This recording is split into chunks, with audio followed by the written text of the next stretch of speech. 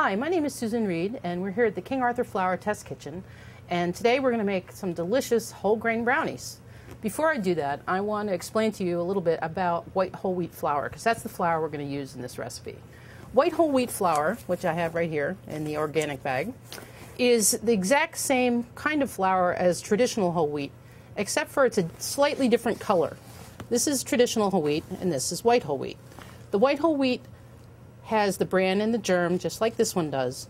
But the bran in the white whole wheat is a little bit lighter in color, and it doesn't have a tannin that makes the whole wheat taste more strong. Some people perceive it as a little bit bitter. This nutty flavor is something that a lot of people like. The white whole wheat, if you're trying to sneak some whole wheat into your kids, this is the place to go. So we're going to use these, the white whole wheat, to make some brownies. Okay, to make our brownies, we're going to start with half a pound of melted butter, and then we're going to add 2 cups of brown sugar and stir it in until it's all combined. I'm using a Danish dough whisk, which is a very handy tool for stirring things. And once I have the sugar evenly moistened, the next step is going to be to take this back to the microwave and heat it just a little bit. When you do that, that melts the sugar and gives you that nice, shiny, crispy top on brownies that people absolutely adore. Just so another 30 seconds in the microwave is going to make this just right. Okay, this is what the mixture should look like after it's been heated again. As you can see, the sugar isn't entirely melted, but it has started to dissolve a little bit more. The next step is to add some cocoa. And here's a nice trick for cocoa. Cocoa has fat in it. It has the fat that's left over that would have been in your chocolate bar, and that makes it clumpy. So in order to keep it from clumping, I'm just going to take a large hole strainer, and I'm just going to tap the cocoa through there. And see all those lumps in the bottom? Sifting is a pain. This is much quicker. So now we won't have lumps of cocoa that don't want to dissolve in our brownies. I'm going to stir that all in. Once this is evenly moistened, I'm going to add some vanilla. As you can see, the Danish dough whisk is doing a marvelous job. Okay. In goes a tablespoon of vanilla extract. And now I'm going to add the eggs to these brownies one at a time. If you add them all at once, the dough is kind of slippery and you won't have enough traction to get one egg incorporated before the next one goes in. So you just have some slimy eggs floating around. So I'm going to add 1 egg. And a pretty interesting thing happens here. As you add the eggs one at a time, you start to see the texture of the mixture change. It starts to literally emulsify and get a little bit thicker and kind of glossy, which is nice. And the 4th egg. Go. Now, once all the eggs are in, we're going to add the dry ingredients. In this case, the white whole wheat that we spoke about before. And into that white whole wheat, I'm going to use my little whisk again, some salt, and some baking powder. And just whisk that all together so it's evenly distributed. And the flour goes right into the brownies.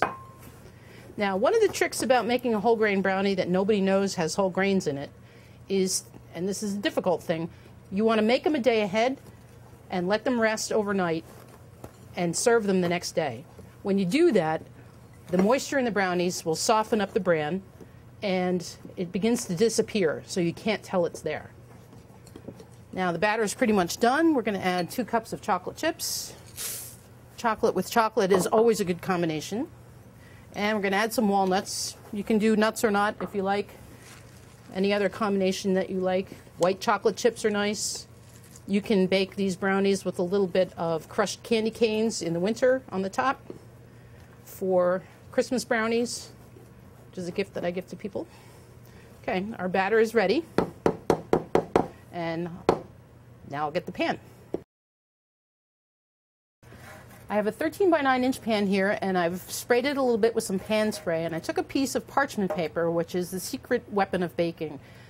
Parchment is fabulous stuff. You'll never be sorry that you used it, and you may well be sorry that you didn't. So what I've done is put it in one side, across the bottom, and up the other. And as soon as we're done with this, I'll show you why that's a good idea. So I'm going to put my batter into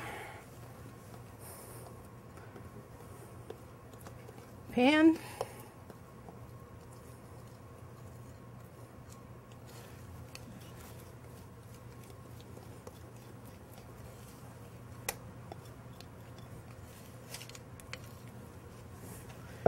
Just spread this out, and I'm going to bake these at 350 degrees for about half an hour. And when they're done, they will just barely begin to move away from the edge of the pan, and the middle should be moist, but not raw. So, in a remarkable show of self-discipline, I have the pan of brownies that I made yesterday. They've been sitting undercover all this time, and now they're ready to be sampled. If you have a 13 by 9 pan and a baker's bench knife, this is one of the greatest tools that you can use for cutting brownies in the pan, because it goes straight up and down, and the angle of the edge here mirrors the angle of the side of the pan. So it's a great way to cut brownies. But if you want to make these for a special occasion, say in special shapes or layered with ice cream, here is where parchment paper is your friend. So now you can cut this in any kind of shape that you want. You can, get out a cookie cutter and cut a heart out of it. It's easier to cut in general because you don't have to fight the edges of the pan. You can even use a pizza wheel on it if you decided that's what you needed.